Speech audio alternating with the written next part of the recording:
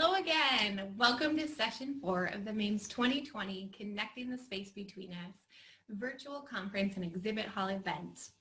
I hope you've taken some excellent information away from our first 3 sessions so far.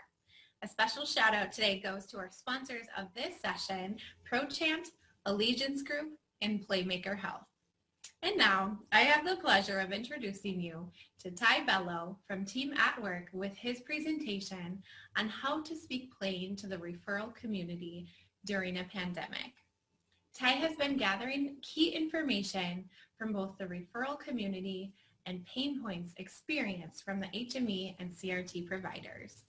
Today, Ty will present his findings and also provide a roadmap for engaging and capturing the referral community's attention during the COVID-19 pandemic.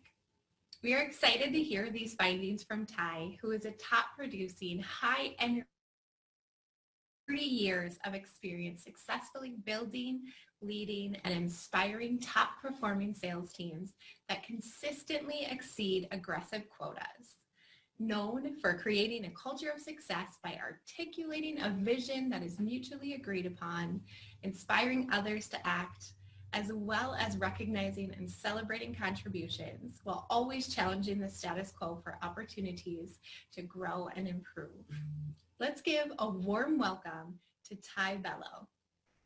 Hey, hello. This is Coach Ty Bello from Team at Work. Welcome to the MAMES event that is spread across so many different state associations. Thank you all for being a part of this venue. What a deal. Who would have thought we'd be here today, right? Unbelievable. So I am really honored to have been asked by MAMES, their education committee, to talk today about speaking plain to the referral community during the pandemic. Boy, we really need to speak plainly to them.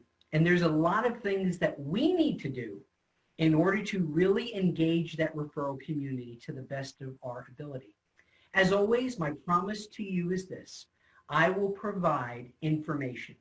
I will also provide application for that information, because we all know information without application just leads to frustration. My goal is for you to walk out of this not frustrated, but fully equipped to be able to get out there into the marketplace today, and carry yourself through the remainder of this year, speaking plainly to the referral community, and then also into next year as well.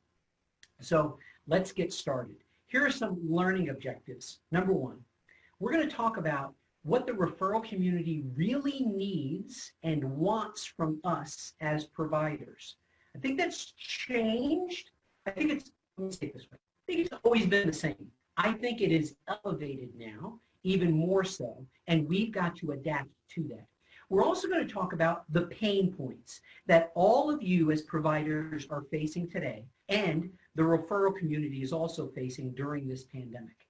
And that comes from my interviewing several dozen HME providers and getting some information from them, and then kind of boiling it down to a couple of key areas that I think will touch all of you in the audience today. Then I also want to talk about how we can use all of this information and create a very clear, succinct path to stay top of mind with the referral community and also the consumer community. We'll talk about that. And then also to grow referrals. Isn't that what we're in the business for? We're in the business to help people, absolutely. But we need to grow our business. And then last but not least, what should your game plan be for Q4 and moving into 2021? Well, first, I thank MAMES and all of you different state associations and the state executive directors for allowing me to be a part of this. But it all could not be possible without my good friends and sponsors at the Allegiance Group, Playmaker Health, and ProChant. These are fine organizations that are investing in our industry, even through this pandemic and beyond. And they're very, very good folks. And I hope all of you will take some time to thank them, either by email or make a phone call to them. And definitely visit them in the virtual vending area. I think all of them are going to be there. So please do that as well. So let's jump in with some information. So let's get to the main topic, speaking plainly to the referral community. I always kind of look at things like this as an equation. And so speaking plainly is on the other side of the equal sign. So what do we have to do in order to be able to speak plainly to them? Now, the compilation of this entire presentation that I'm giving you today is all of that. But these are the, let's say, the key bullet points that will take us through those sub-bullets, the 4 learning objectives that we have. Number 1, we've got to know the referral source status. We've got to know where they're at right now. Are they still doing telehealth? Are they open? Are they seeing sales representatives or not? Are they doing virtual in-services or face-to-faces? And as I speak with several dozen HME sales representatives, CRT sales representatives, even infusion therapy and home health sales representatives who are across the country every single week, this is what I'm hearing. Now, you know me. I like being out there in the field making sales calls with sales professionals, but obviously with this pandemic, I haven't been able to travel. I don't think I've lost my miles on Delta, but we'll see. They've actually granted us a little bit further. But boy, I missed that, but my engaging in coaching has really helped me stay in tune with what's going on, and I cannot wait to get back out there.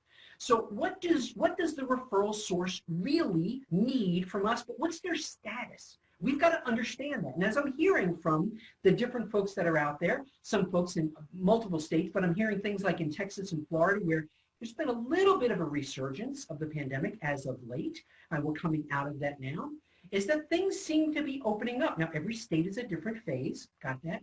But we still have to understand what's going on in our community. We also have to understand their needs and their wants. Now, I'm going to be realistic with you real quickly, okay? Their physicians' offices, case managers, discharge planners, clinics that we call in, et cetera, all of the above. And think about this. Prior to the pandemic, they were seeing us pretty frequently and other representatives from other type of post-acute services and or services to their office and so forth. And we've talked about this before. And in some respects, at times, we've been a disruption in their day. Well, the pandemic has given them a great reason to say, no, no reps allowed. Another obstacle / maybe an objection, probably an obstacle. How do you get around the obstacle? Well, the reality is this. Think about your business. What if you were interrupted 12 plus times per day by different people coming into your office and talking to your office staff and or you? But now you have this pandemic that you can put a sign out there and say, no reps.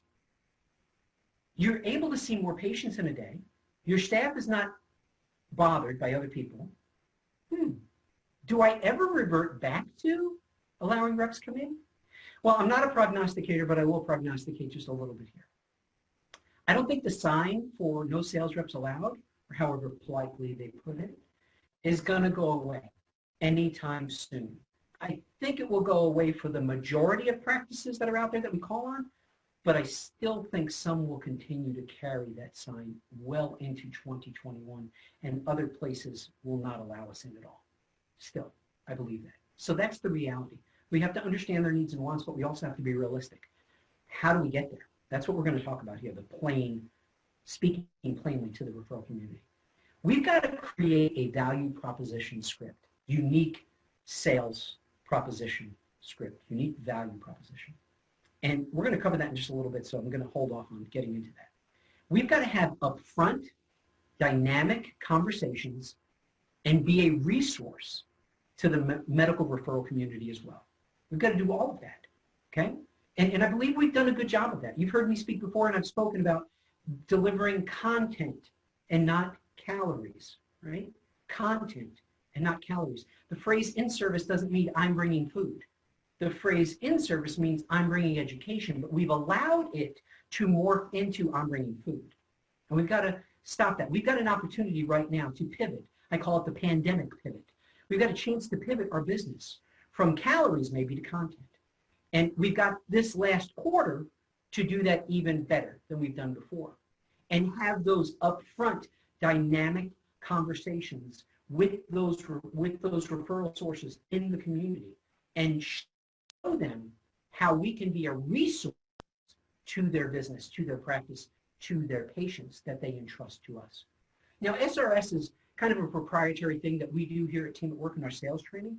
It stands for simply script, rehearse, and say. You cannot have an upfront dynamic conversation unless you script what you need to say and unless you rehearse what you need to say so that when the time comes, you can actually say it, because the playing field has changed ever so slightly. If any of you have heard me speak, and by the way, thank you to all of you state executive directors who early on in the pandemic took on our sales series that we did, hosted or sponsored by some of the folks here, ProChant, Playmaker, and also the Allegiance Group. You allowed us to get out there to the sales teams and share with them how we thought we needed to begin to pivot. And some of the things that we talked about there was to be able to, we needed to really script and rehearse what we're going to say so that when we got out there, we say it. But we also said this, for the most part, we are outside sales representatives.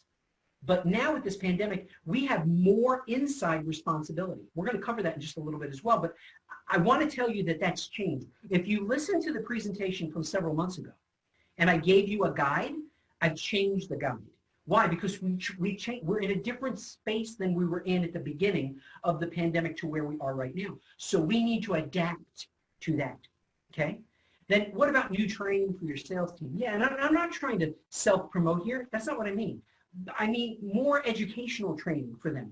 What about products and services? What about outcomes data? What about patient-centric information? How can we carry that to the medical community to show them that we are a resource?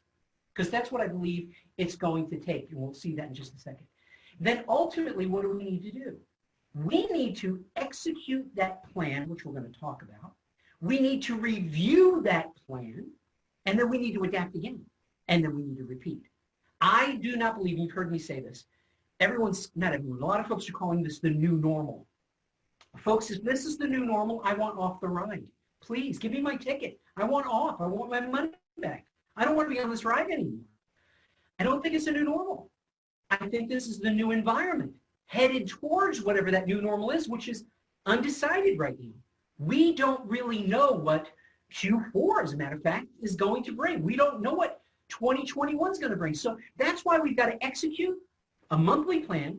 We've got to review the plan. How did it go? How did it work? And we've got to adapt again, because I think there are going to be ebbs and flows of this process for at least the next 6 months before we begin to get into that new normal. I could be wrong. I hope I am. I hope it's a lot sooner than that. But we don't know that. We don't really fully know that right now. So we've got some time, if you will, to get things better or course correct, if you will, course correct where we're at. And that's what this message, this conversation is going to be about for all of us, okay? So let's start with this. What does the referral community, the people that give us business, really need or want from us? Well, some of these things haven't changed from before the pandemic. They want ease of a referral. I know several of you have taken the time early on in the pandemic to really review your processes. Good job. Good job. That's excellent.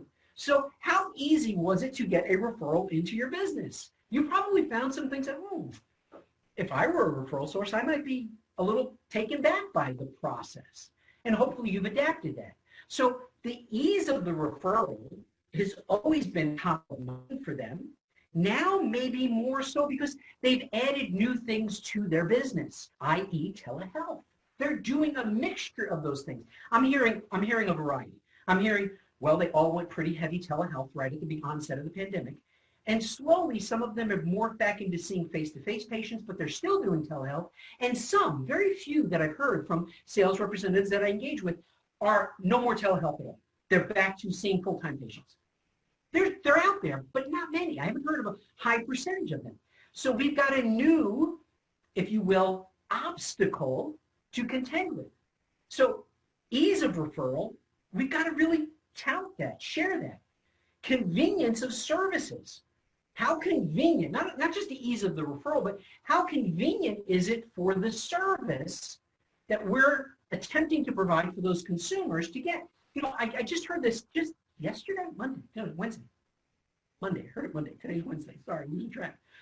Monday, that someone said that the office got a referral, but then the patient contacted the doctor's office saying that they hadn't heard anything from the HME provider that they gave the referral to on Thursday of the week before. This was Monday in a conference call that I had. Okay, that's not convenience of service. That's not even ease of referral. Well, maybe the referral process was easy. They got it. You're good. But we don't want that. None of us want that. As a consumer, I don't want that.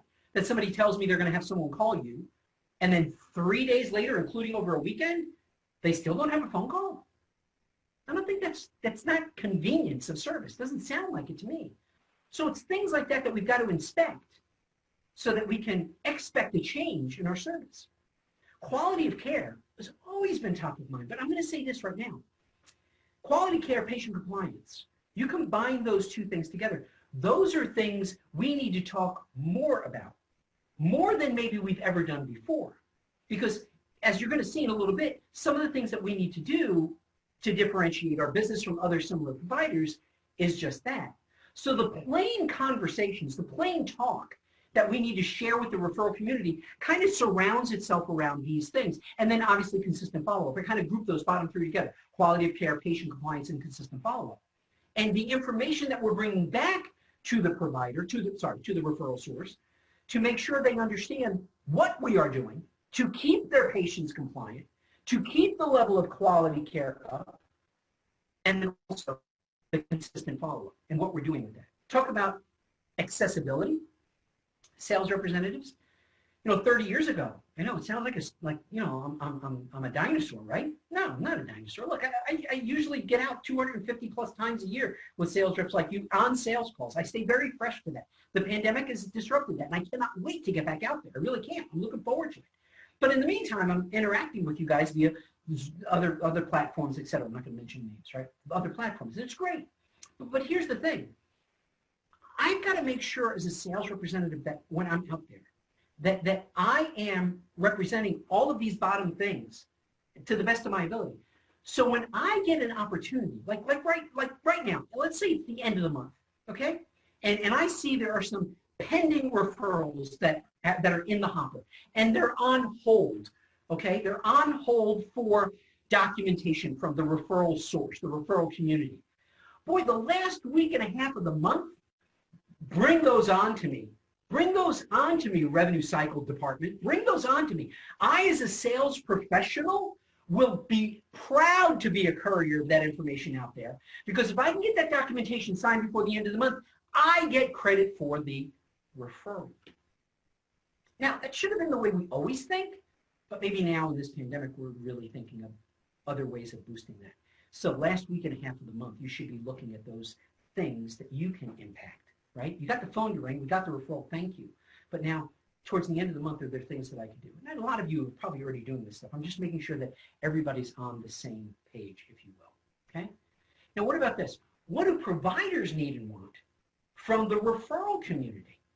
Well, some of them obvious, right? Look at the need side, increased referrals. Look over on the want side at the bottom, increased referrals. It's both the need and the want. We need it and we want it. Okay? Now, let's take a look at the need side. We need a concise sales strategy. Now, what does that have to do with the provider? Well, you can't have a concise sales strategy unless you know the provider, and they want that. Whether you know it or not, they really need that from you. Why?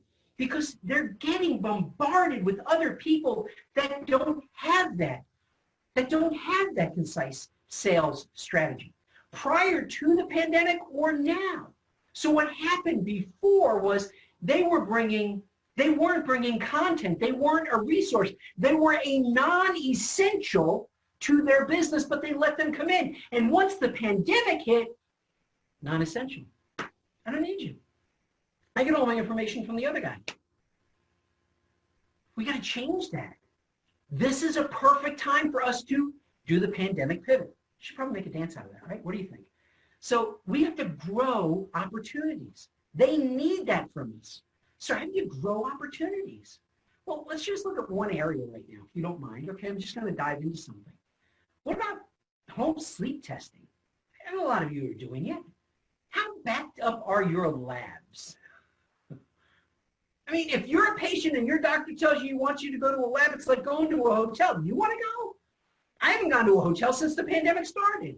Getting ready to in a week or so. I'm a little apprehensive. Would you want that? I don't know. So growth opportunities. Are you doing HST? Are you not doing HST? Should you be doing HST? I don't know. But those are growth opportunities. And that helps you do what? Differentiate. So you got to look at all of the providers. You're saying, well, how do they need that or want that? They need that because we need the referral. So if we're going to meet their need, then we've got to change ours. Remember this, I can't change them. I can change me.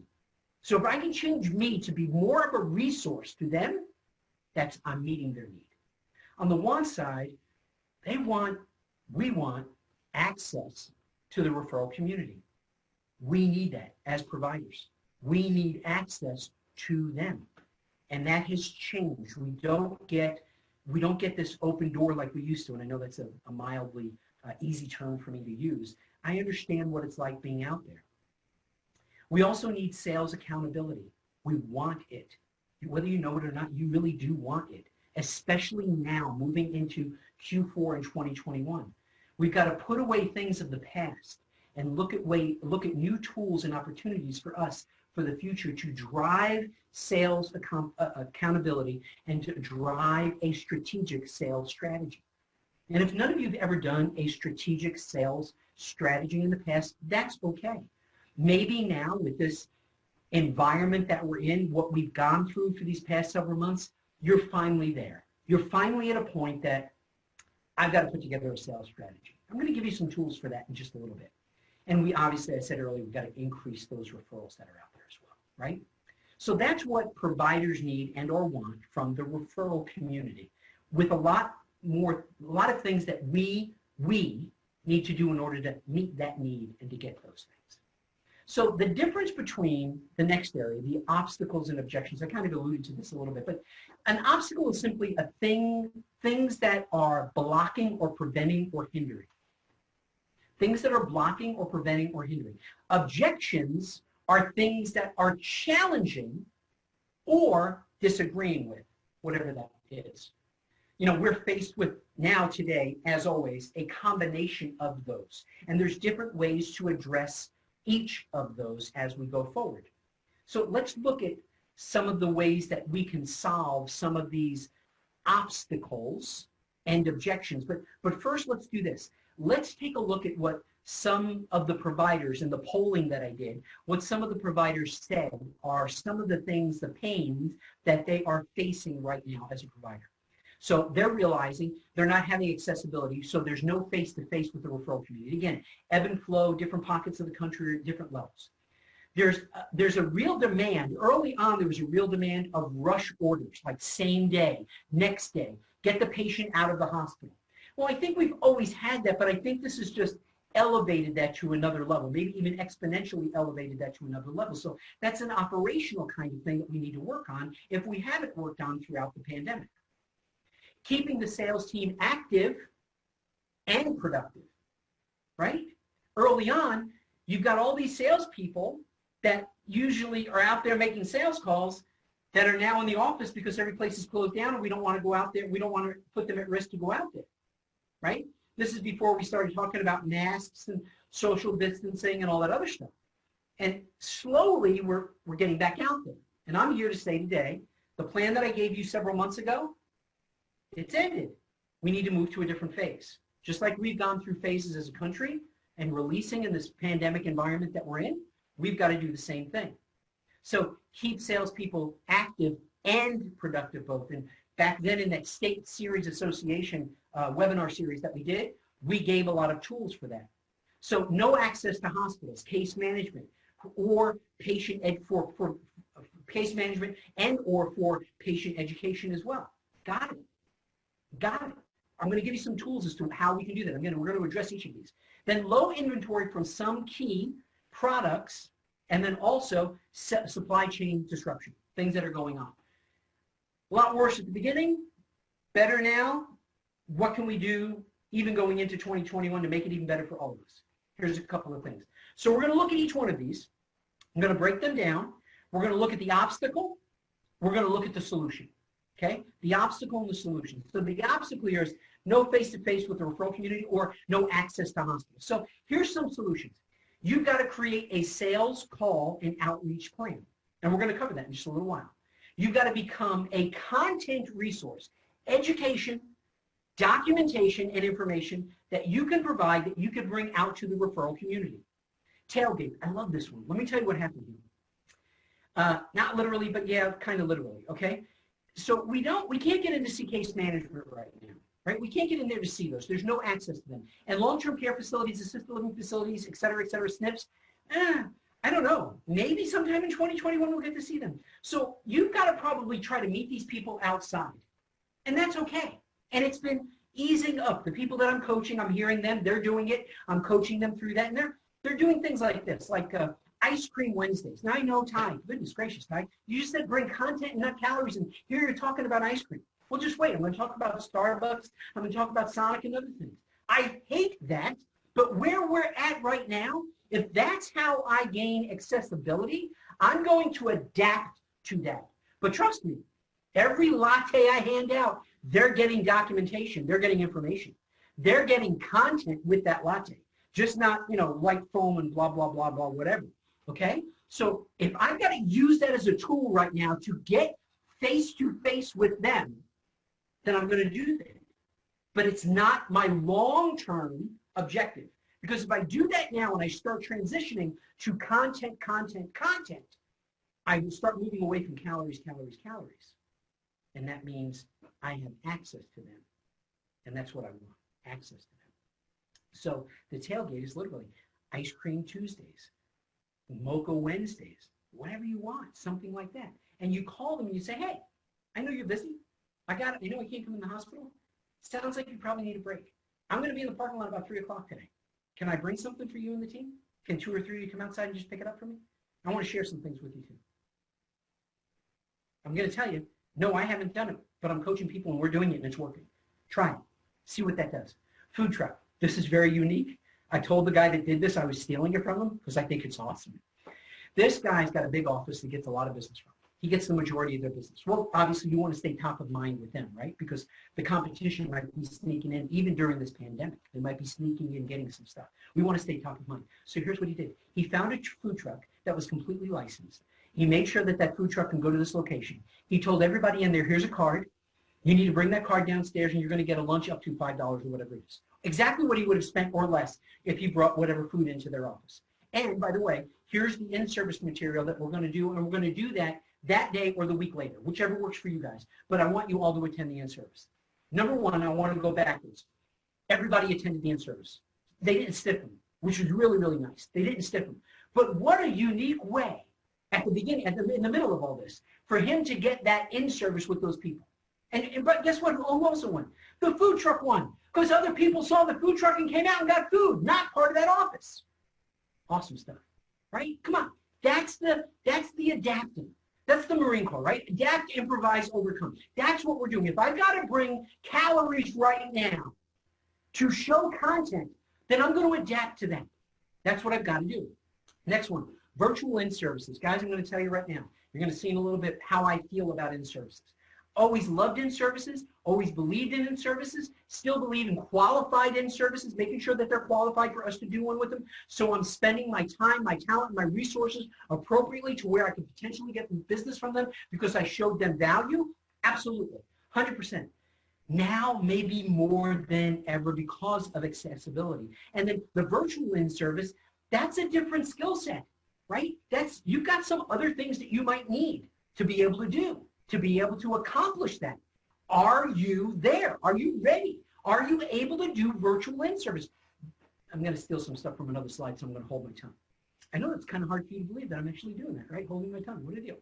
What about dine and dashes? Remember those things? Some of you old sales reps out there, maybe not as old as me, but some of you old sales reps out there, sure, you used to have a dinner pickup at one of your local restaurants. The doc or the referral source would come in. You were able to share information with them, almost like an in-service, share some information with them. They'd pick up their dinner and they'd leave.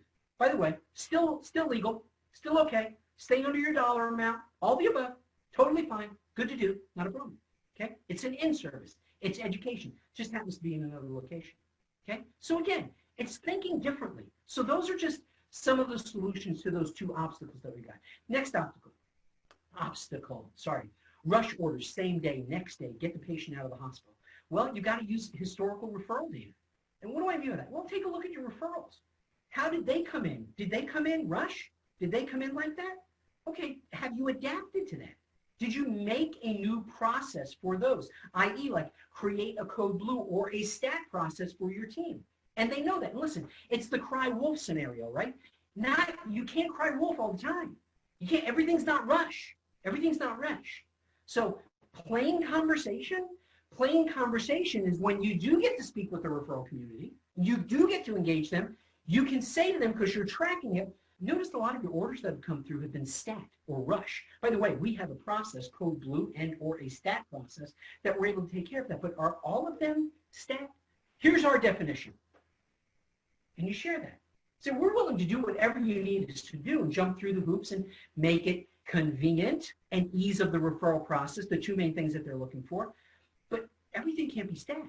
Just can't. Now, maybe early on in the pandemic it was, but right now I think we should have moved out of that just a little bit.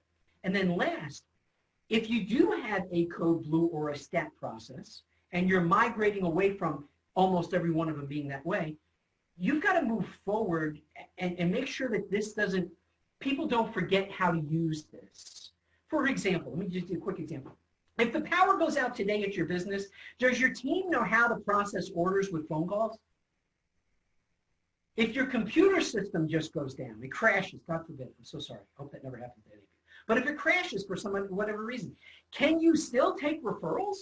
Do you know how to? And if you've got a retail store and your computer goes down and you can't do your process through the computer to process a credit card, do you have a knuckle buster?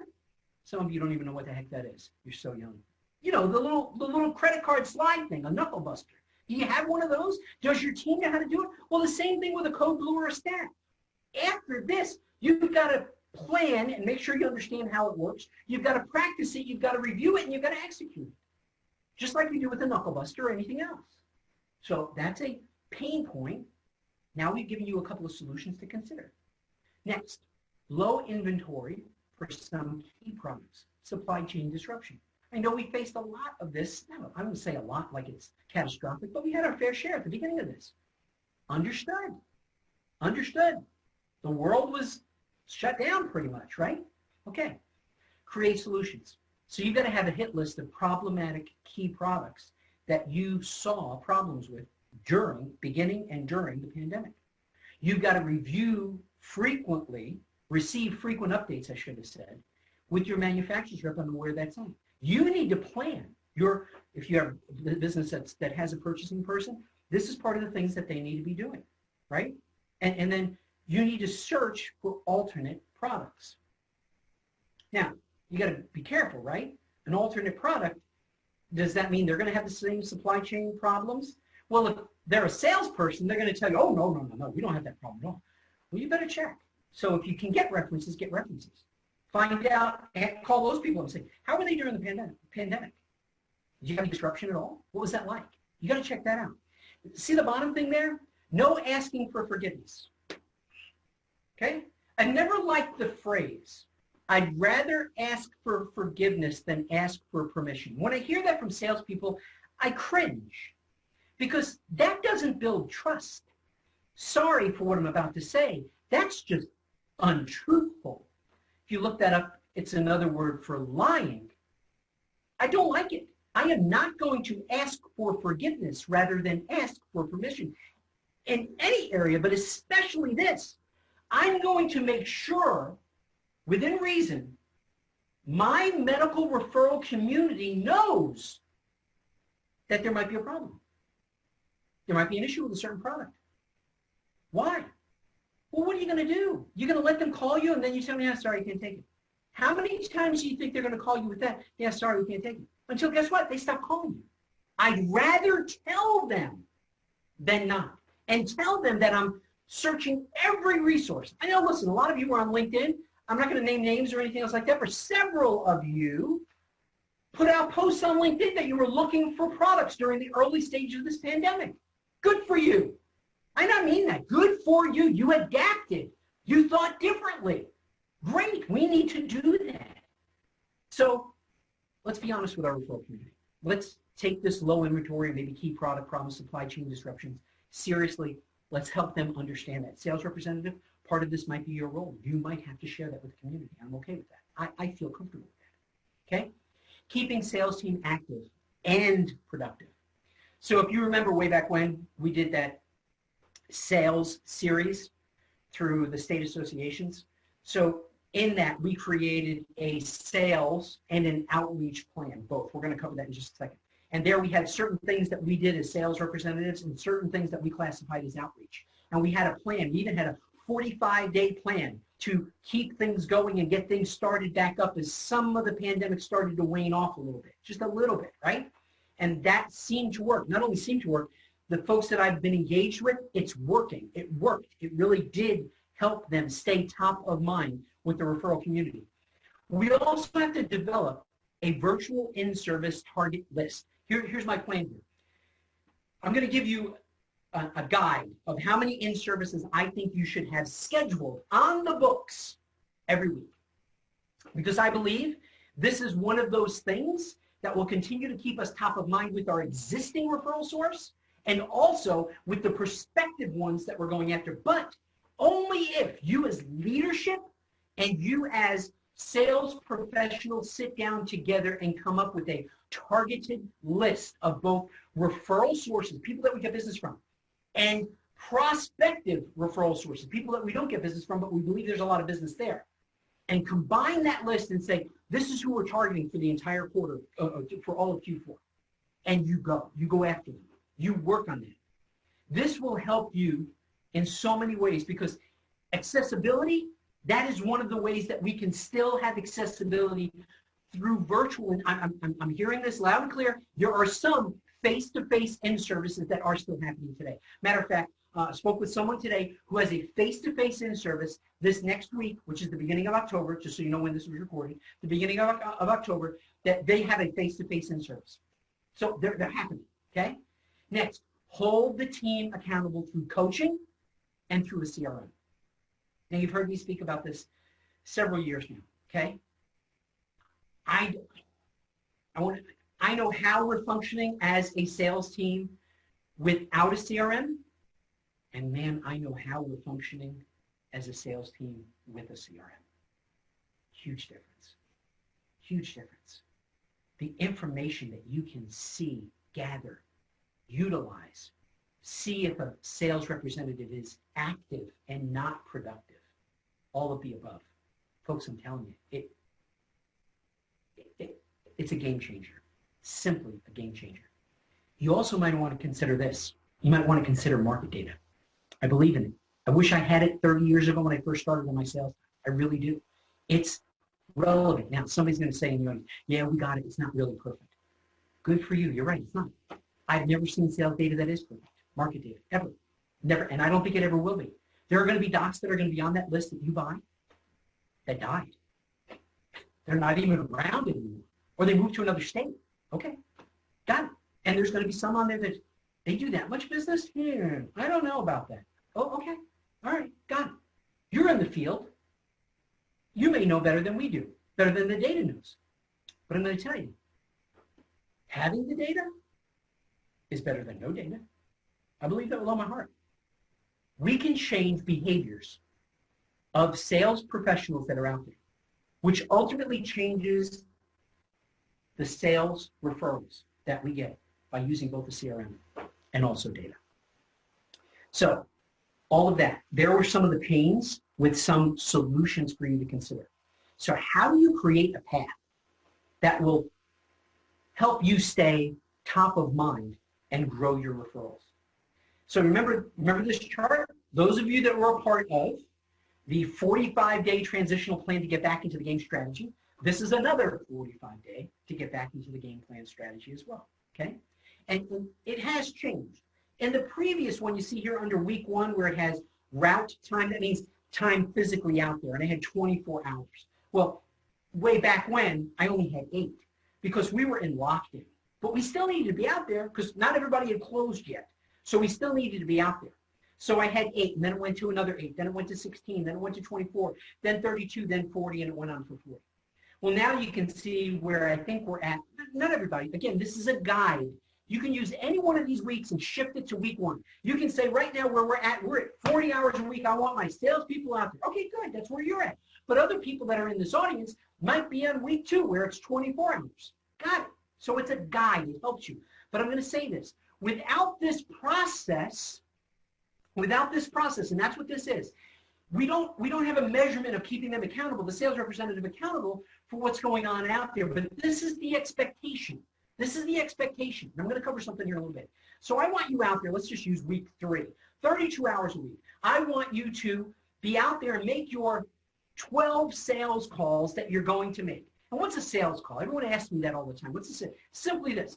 When I make eye contact with or shake the hand of the person that can pick up the phone and give me a referral. I've said that for 20 years. I believe it. I still believe it. Now, every sales call I made, even every sales call that I go on with you periodically, we don't get to see that person, but I still count it as a sales call. But I also look then at the people that I'm making the sales calls to that I am connecting with, eye contact or handshaking. And that's an elevated sales call, right? That's important. I want you to have 12 in week 3 if you're in week 3. Now, my goal always has been, 12 to 15. A lot of people say, boy, Ty, that's unrealistic. No, it's not. Guys, I made 250 plus sales calls last year with professionals like you. And when I was with them, we made 12 to 15 sales calls per day. It's not unrealistic. It's extremely doable. Now, let me throw a little caveat in here. Actually, I'm going to hold off because I think it's coming up on another slide. And if it isn't, I'll remember and I'll come back. Now, look at the emphasis that I put on that third thing down there. In services, virtual or face-to-face. I want you to have scheduled on the books 1 to 2. Now, owners, sales managers, leaders, I'm not trying to break the bank. Really not. I promise. I'm not. But I really do believe with all my heart that these are keys to us gaining accessibility to, again, existing referral sources so we can stay top of mind, and to that prospective base that's out there. As long as this is qualified, really qualified. We're not just going to go out there to do an in-service to do an in-service. We're going to qualify whether or not we should do the in-service. That's what's going to. So the plain talk there is you got to qualify them before you can do it. And I got to tell you right now, people that I coach, they have to qualify every in-service before they say yes to the referral source that they can do it. They've got to answer a bunch of questions. And then if they answer those questions and it's the affirmative, I tell them go ahead and do it, but it's upon review. So don't get mad if you come back to me and the answers don't align with me, but they know what I mean by that, because I want to make sure that we are doing it in service for a place that there's synergy, that there's a match, that we can get business from. Because if there's not, it's a waste of time, waste of talent, waste of treasure. We're not into that, okay? Then look at the bottom. We introduced this way back at the beginning of the pandemic. It's not going to go away. I don't think it should go away. Whether you're out there for 24 hours or 40 hours, there is still time in your day to stay top of mind by using phone calls and emails and text and handwritten notes to a bunch of different people. Let me give you an example. If your goal is to make 12 sales calls a day, 12 to 15, I believe that you're going to shake hands, make eye contact with about 5 of those 12, maybe 6. Let's just say 6, 50%. Okay, good. Some of you more. Great job. Proud of you. And I mean that sincerely. That's good. I can have days like that too, but some days I might only get 4. That's the gospel truth.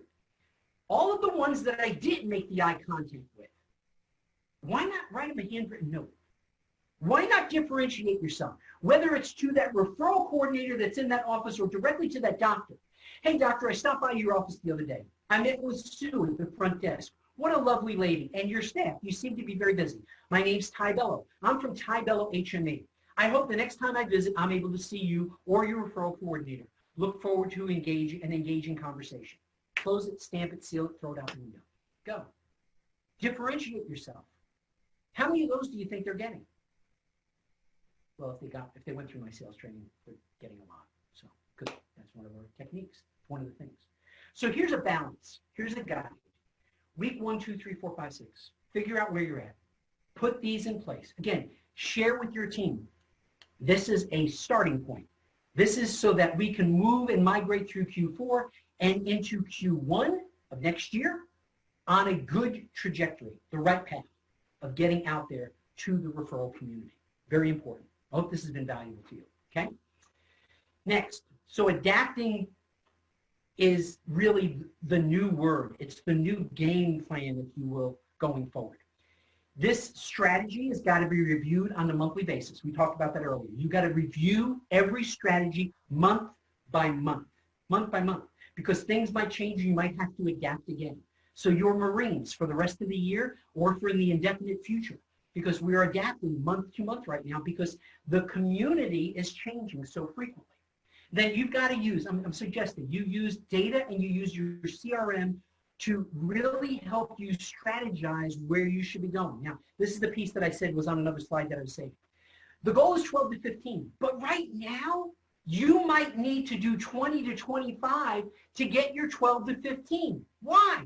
Because you're walking up to a door that has a sign that says, please, no sales reps allowed.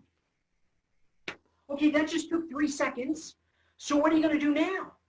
Well, it's not really a sales call. You didn't get to see anybody. So you can't count that. It doesn't count. It counts when you get in to see someone or drop information off. Yes. Shake the hand, make the eye contact. Absolutely. That's a golden one, right? Love it. But if I'm doing these windows, please no sales reps allowed, I might have to do an extra 5 or 6 of overall encounters like that to get my 12 or 15. So don't just, oh, I got 12 in, and 8 of them were no sales reps allowed. Sorry, Ty, I just couldn't see anybody. So I'm sharing with you, you need to do 20 to 25 to get your 12 to 15. Go, please, because that's the environment that we're in. Now you're going to say that's unrealistic. I just gave you the example. It's 3 seconds when you walk up to the window and says, oh, no sales reps, please. Okay, done. Move to the next one. Right? And if you're good at territory management, you're in an area, you start getting to know that. But listen, that sign might come down.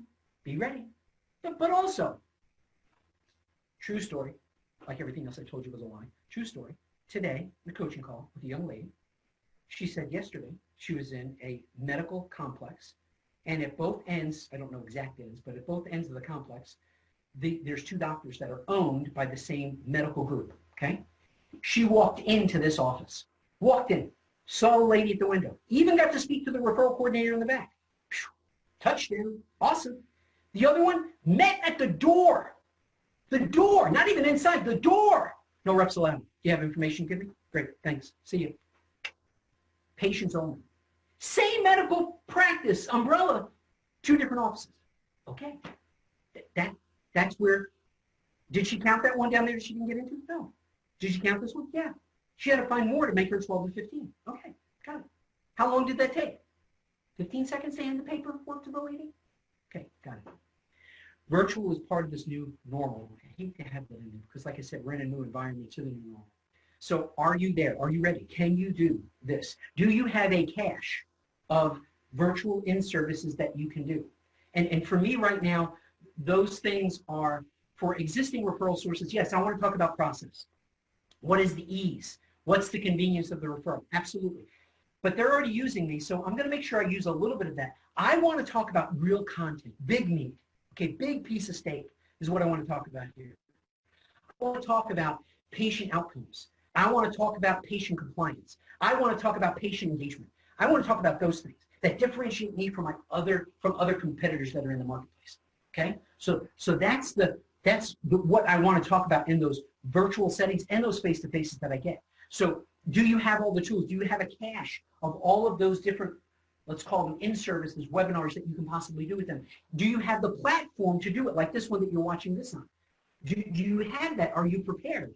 Do you have PowerPoints? Do you have handouts? Are you going to deliver the handouts before you do the virtual in-service or after the virtual in-service? When are you going to do that kind of stuff? What's your follow-up going to be like after the virtual in-service? See, this whole environment that we're in right now has given us new things to do as sales professionals. And that's okay. It's healthy, very, very healthy. And then last but not least, you need to set that monthly or quarterly target of those virtual in-services. And that's what that previous slide gave you, just a guide. 1 or 2 per week for you might be, I can't do it. It's way too much out of my budget. I can't afford it. Okay, got it. Not a problem. Can you do 1 every other week? Some of you are saying, I could do 3. Good, do 3. That's fine. Whatever that takes. Adapting is really the name, the new name of the game.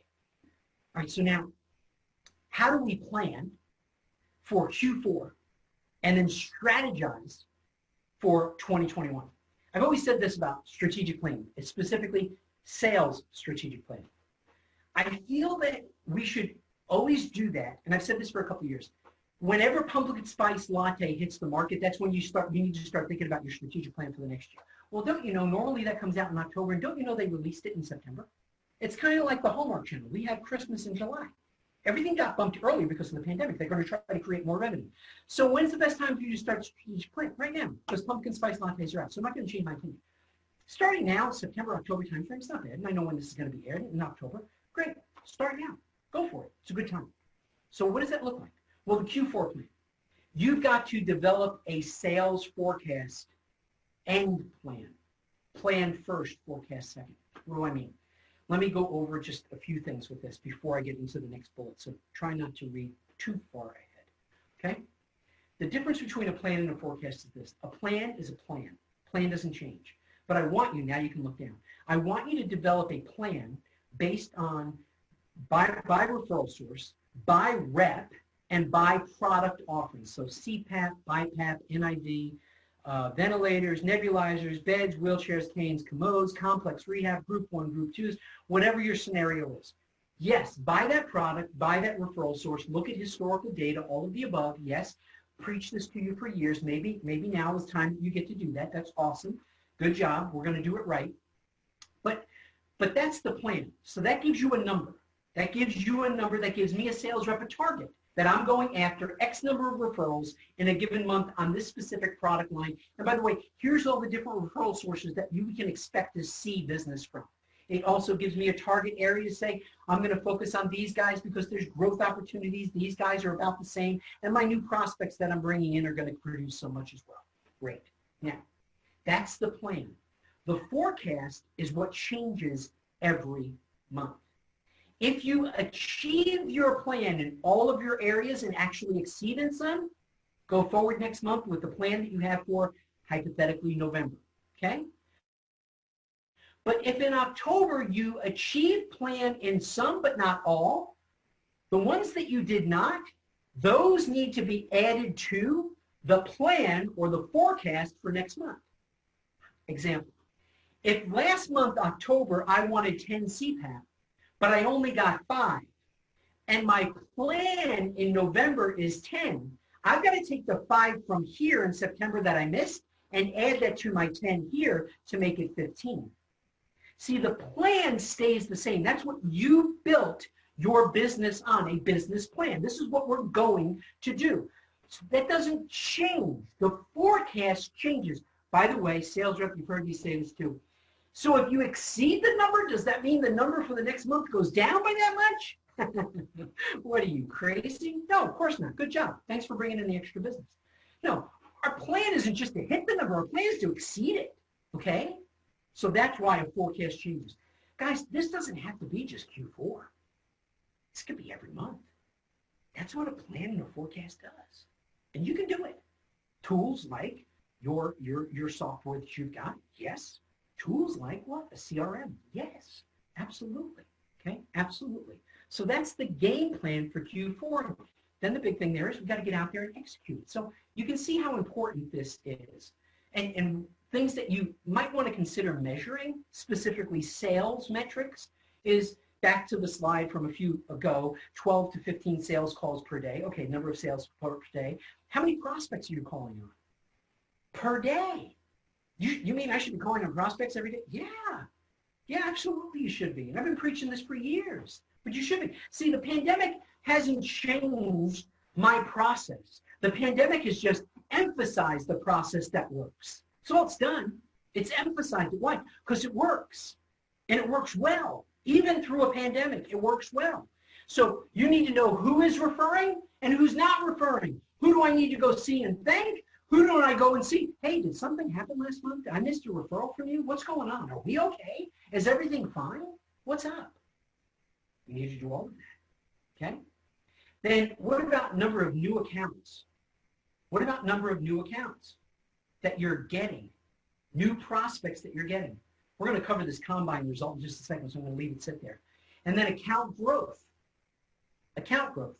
See, with a referral trend report, that's offered like in a CRM, like Playmaker Health, for example, you can see a referral trend. You can see that Dr. Smith gave you 1 referral for O2 in this month, and 3 in this month, and 4 in this month, and 0. Whoa.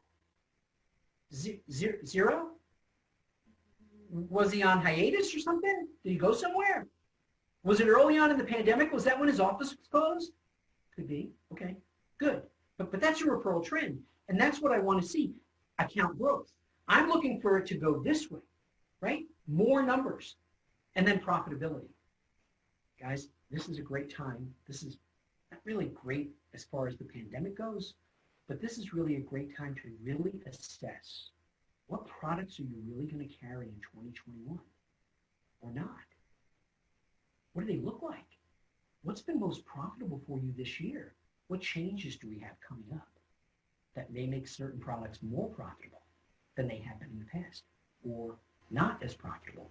Then the decision is that a loss leader? Do I still do it because it gets me other business? Or is that just a loss? There's no lead there. There's just a loss.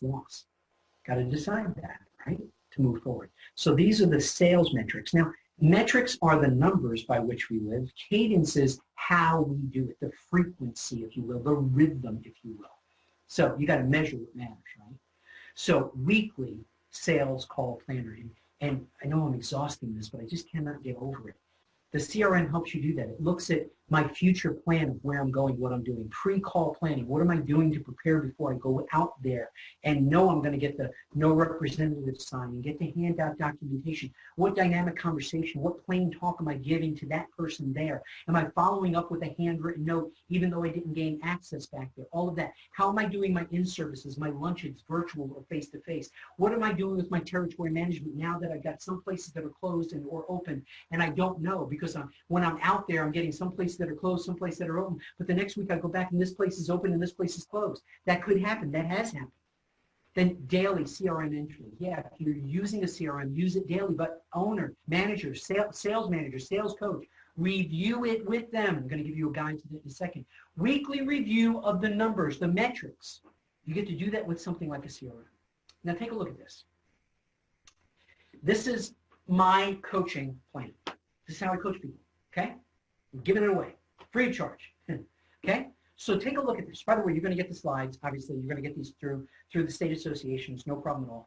And if you have questions, you know what's going on. No problem, okay? But there are 6 different types of meetings here that I've got written down for you, okay? 6 different types. Huddles on the left-hand side. Huddles, type of meeting. How often do you have them? Weekly. I like to have my huddles with all the different teams that I'm coaching every Monday morning. Various times, some earlier than 8 o'clock, some later because I've got a few that I'm doing, all of that. It's motivation, it's clarity. What happened last week? What's going on this week? It's just a time for the team to get together. One-on-one, I like to do that at least monthly. How are we doing? How are you doing? How can I help you? How can I work with you? What's going on? What is the growth? What's the opportunity?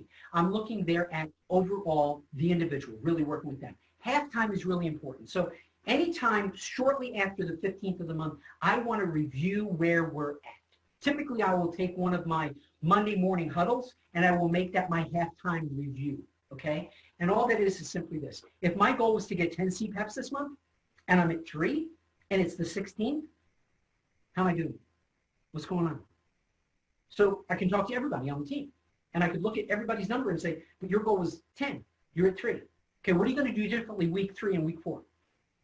Okay, what are you going to do differently, right? How are you going to interact with the referral community differently to get that up so you could reach it? Are you going to take a look at all of the on-hold orders that we've got for CPAP and see if you can help fill in the blanks by hand carrying some of the documentation out there? What are you going to do? Then the next thing is ride-alongs. Again, I can't fly to you right now, but you sure can get in a car and go out on sales calls with your reps. I believe in it. I believe it works. It's really good because guess what? You pay them to be out there. And isn't it funny that you don't go out there with them to see how they're doing in the job that they're doing? But you realize that, boy, if the phone's ringing, then I don't need to go out there. No, not true. Not true. Are we productive when we're out there? Or are we just going to the same places? Well, if you have a sales strategy plan in place, you know who you're targeting, you know who you're trying to grow, you know who you're prospecting and who you want to get business from. Got it. Next one, team meeting, group, monthly. This is education, right? Get one of your manufacturer's reps in and talk about a specific product. Get one of your own team in, somebody from the revenue cycle to talk about all of the new contracts that we're looking to sign for next year or this year or the quarter or even this. Ones that you've said, we're done, they're not paying. They don't pay at all. They pay 90 days late, and then they challenge everything. We're finished with them. Does that happen? Of course it does. Okay, the last person that should know about that is not the sales rep, because we're out there getting referrals for that insurance, and then we find out that we turned it down, and I got to put egg on my face with the referral community. We can't do that. That didn't happen to me. I can't stand it. I can't stand it when it happens to a person that I'm coaching. We can't do that. Communication. That's why I'm saying open meetings. And it isn't always somebody from the outside. Like I said, your team. How are we doing on operations? What are we doing with our code blue process? Because if I'm the face, the mouthpiece of the company out there, I get to share these stories. I get to share this information. That's what we're after. Remember I talked about the combine, not combine. Combine, you know, college, right? College athletes football athletes go through a combine to test and see how they can jump and run and all this other stuff to be drafted by a professional team. Got it. We need to do a combine on our prospects quarterly. So if I've got a target, this number of prospects that I'm going to focus on for 90 days, all of Q4, every month I need to look at them. And I need to say, Tom, I've been calling on this guy now for 4 weeks, the entire month of October. I'm going to tell you right now, there is no hope. There's no nothing. His brother-in-law is the manager of the competitor. We're not going to get anything. And if we do get anything, Ty, I promise you, it's going to be a Friday night. It's going to be a no pay, and it's going to be 7 states away. Okay, you can drop him. Got it. So we're deciding, do we trade, do we draft, or do we grow? And that way we keep our prospect bucket manageable. Okay, manageable. Here we go. I apologize. This one here, it came through really clear when I looked at it before, but now it's not really clear at all, especially that bottom, that third tier down or fourth tier down. So this is the sales process. Far left-hand side, differentiate your business. Middle, be proactive and predictive, have a proactive and predictive approach to sales. And then last, you need to grow your base and you need to grow prospective accounts as well. Let's take the first one, differentiator of your business. Number one, SWOT analysis of every competitor that's out there. Number two, value proposition. What is your value proposition to the medical referral community that's out there? How can I use data then to help me understand who's doing the business out in the referral community instead of spending time on places that are doing 1 or 2 a year, okay? Not saying that's bad, but how much time am I spending at those 1 or 2s? Where I could be spending more time on those 10s and 12s. Data shows us that. The next one down, I know you might not be able to read it. Actually, I can't read it from where I'm at either. I got to take a look this way. There it is. USP, unique selling proposition, right? Unique selling proposition and our overall behaviors that we've got when we're going out there. What is our unique selling proposition to that referral community as well? That is the differentiating factor for our business. That's how we differentiate is by combining those and understanding those. And sales professional, let me say this. This is the grounding or the boot camp of what we do as sales professionals. We have to do this and understand this before we can move the next phase, which is ultimately what? Being proactive and predictive with our approach to the community. So sales enablement. I want to make sure that I'm equipped enough to talk about our products and services, and I understand what's going on back in the office, because I'm speaking to that when I'm out there in the medical community. I want to also have business intelligence. I want to understand business, that practice that I'm calling on. I want to understand the dynamics that they're going through. How has telehealth really impacted those businesses? How has it not? What's going on at our sleep labs? Are they busy? Are they not? Are they out? How far out are they booked? All of those things. I'm going to review the need. I'm going to try to convince them to believe in us, and then I'm ultimately going to earn their trust. I want to see if there's a need there. I'm going to convince them and try to have them believe in who I am, and then ultimately earn their trust. That's all part of being proactive and predictive in our approach to the marketplace. And last but not least is the growing of the base and the perspectives that are out there. Those things happen with processes like territory management, targeted selling, like your in-service, your virtual in-services, targeting your prospects that are out there as well. And then the other thing that's down there we've got is deliver results. We want to bring content out there, patient outcomes, patient dynamics, patient delivery methodology, patient compliance. We want to bring that out there. That helps us grow our base. And those prospective clients that are out there then see that and realize They might not be getting that from your competition. Thus, you differentiated yourself from the competitor, and you're beginning to earn their trust. You've identified the need, you've shared with them so they can believe, and then ultimately they're going to give you the trust. Okay, so that's the ultimate sales process. And as you look at all of these things, they all kind of fit and culminate into the strategic sales plan for 2021. And what do you need to do with that? Now listen, we know that this has been a disruptive year, and we've got to do the pandemic pivot, right? Maybe we should make a song, like I said earlier. Right? We need to make a song out of that one. The pandemic pivot. So we've got to review what happened in 2019. Good year, okay? Okay, had we not had the disruption, what would it have been like? Okay, we can look at that. There's a variable there. But with the disruption, where are we at? What do we need to do in 2021 then? By referral source, physician, physical therapist, occupational therapist, case manager, hospital, discharge planner, social worker, whoever it might be. Then the referral types from those different places, hospitals, clinics, and labs, and so forth. And then we develop our plan by adding all of that information together. And we develop an incremental growth plan. Here's why I say you might want to consider market data, because market data will show you what's happened in the past. That if the past is any predictor of what's going to happen in the future, those referral sources are going to stay referring. But right now, it might not be to you. How can I get them to me? How can that contribute then to my 2021 plan? That's what data can do for you if used correctly. Okay, if used correctly. Now, monthly plan should follow the trend, not a flat growth factor across the board. Okay, not that. Now, what do I mean by that? You want to grow in 2021 by 15%. Good for you. Let's do that. You're not going to grow 15% in January, February, March, April, May, June, July, August, September, October, December, November, December. Why? Have you grown an even amount every single month, every single year in the past? No. So the monthly plan should follow the trend. What did you do in January of 2019? What did you do in January of 2020? Pandemic wasn't here yet. What did you do in 19 February? In 20? What did you do in February? Now we're getting into the pandemic. So you may have to go back to 18. What were the ebbs and flows of the product types that you had out there? That's the growth pattern. I can't just put 15%. I know it's easier. I got it. It's easier. It's easier. 15%, that's it. Do 15% on O2. 15% on CPAP. 15% on group ones. 15% on group twos. Got it. Easy. Got it. Excel spreadsheet, 1, 2, 3, done. It's not realistic.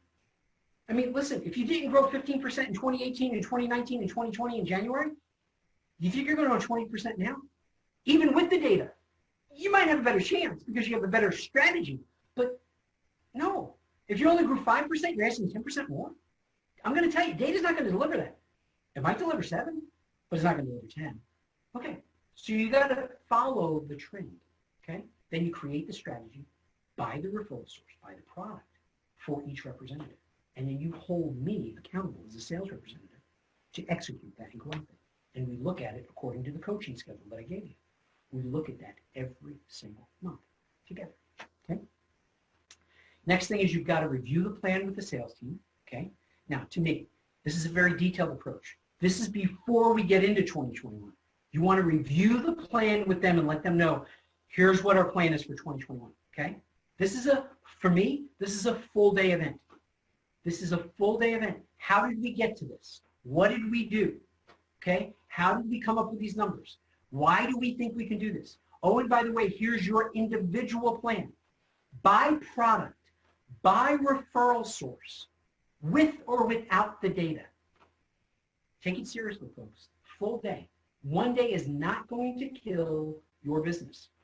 But not doing it could cause enough of disruption throughout the year that you're, again, going through the entire year and you're trying to pivot more and more every month. We got to stop that, okay? Then you implement the coaching schedule and strategy that I shared with you previously, and you execute and you stay focused. Now, don't do what some do with a strategic plan. These are good steps. These are solid steps. These actually work, okay? Actually work. Don't take the strategic plan and you execute really good in January. Yeah, you missed a few numbers, but you're good. The strategy's there. We're sticking to it. Awesome. We changed the forecast. We're going to move into February. Great. Then you do it a little bit less in February. Good. Then by March comes along, you're done. No, can't be done. Can't be done. Okay? This is not a New Year's resolution that you're finished with in March. This has got to be the plan that you take forward with you and with your team. The big thing here is this, okay, if I can say this. We're talking about plain conversations that we need to have with the referral community. You cannot have plain conversations and drive results without having a plan and solving all of these problematic areas that we've covered in this presentation and utilizing some of the tools that I gave you here to create that strategy to move forward. 2021 can be an exceptional year for you. And you've got a great opportunity to pivot on this pandemic in Q4 so 2021 doesn't look anything like what happened in 2020. It's better, much better. Even if you did grow a little bit in 2020, God bless you if you did, okay? That's what we got to be after. That's what I'm hoping for all of you.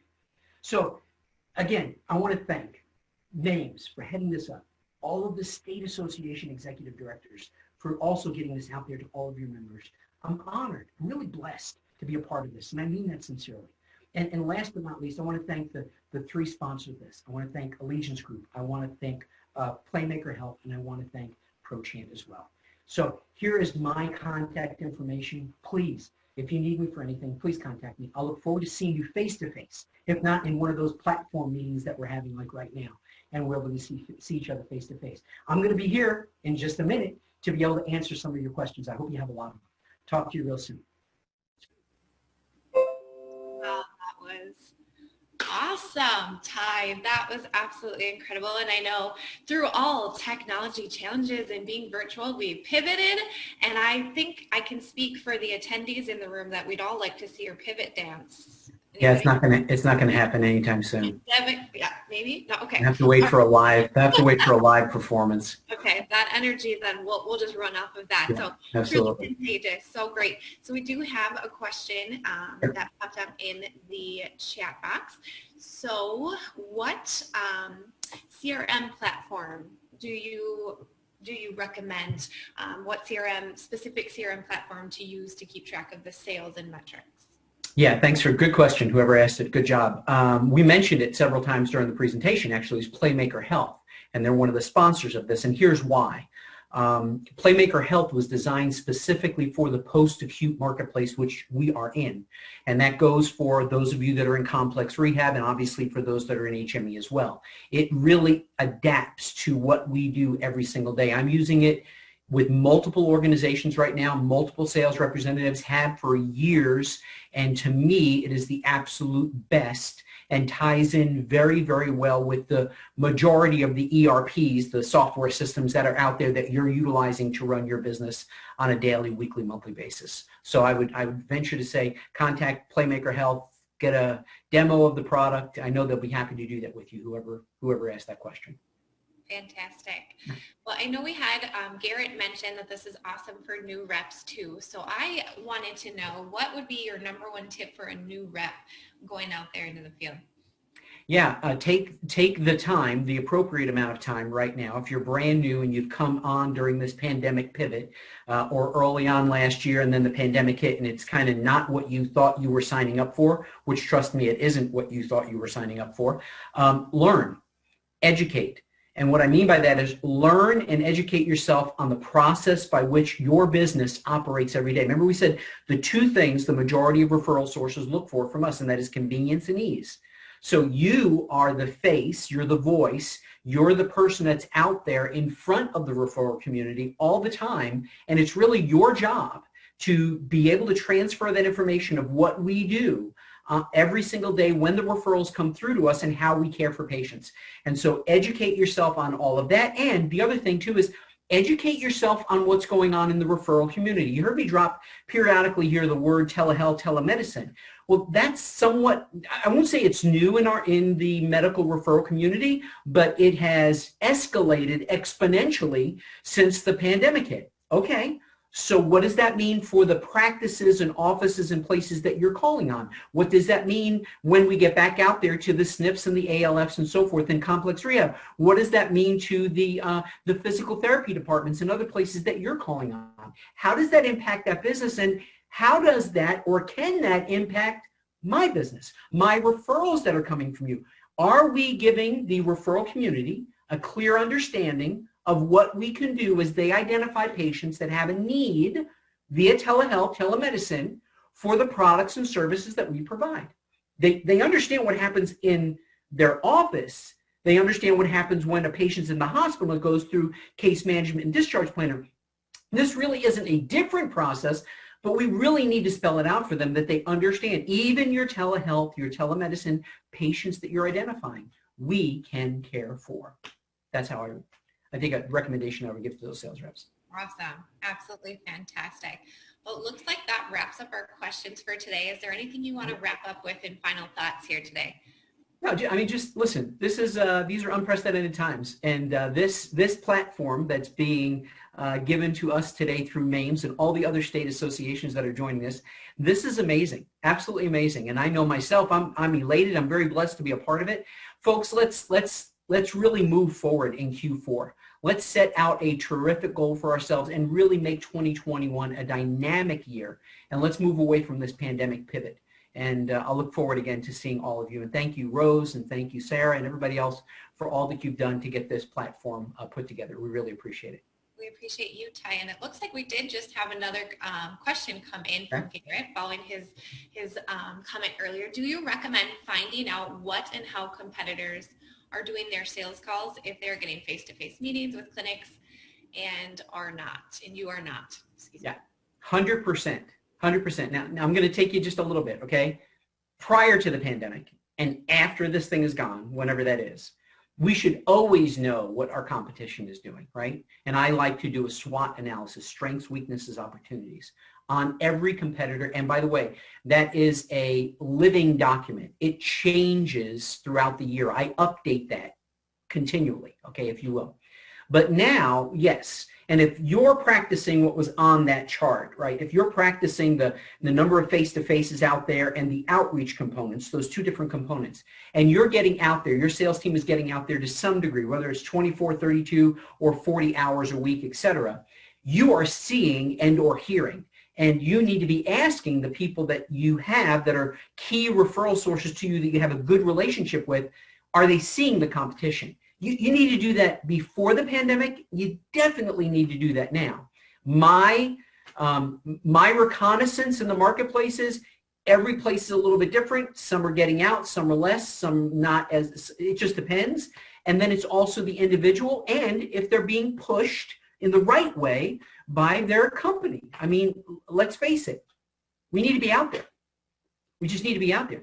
Don't risk anything.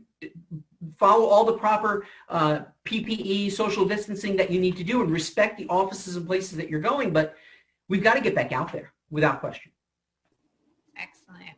Awesome. Good. Well, it looks like that does indeed wrap up our questions here. So thank you again for your time, Ty. Your energy is absolutely contagious. And I love how you emphasize that we're in a much different space than we were when this began. So that is truly awesome to recognize because we are. So we also want to again thank Ty's sponsors today, Allegiance Group, Playmaker Health, and ProChamp for sponsoring him today.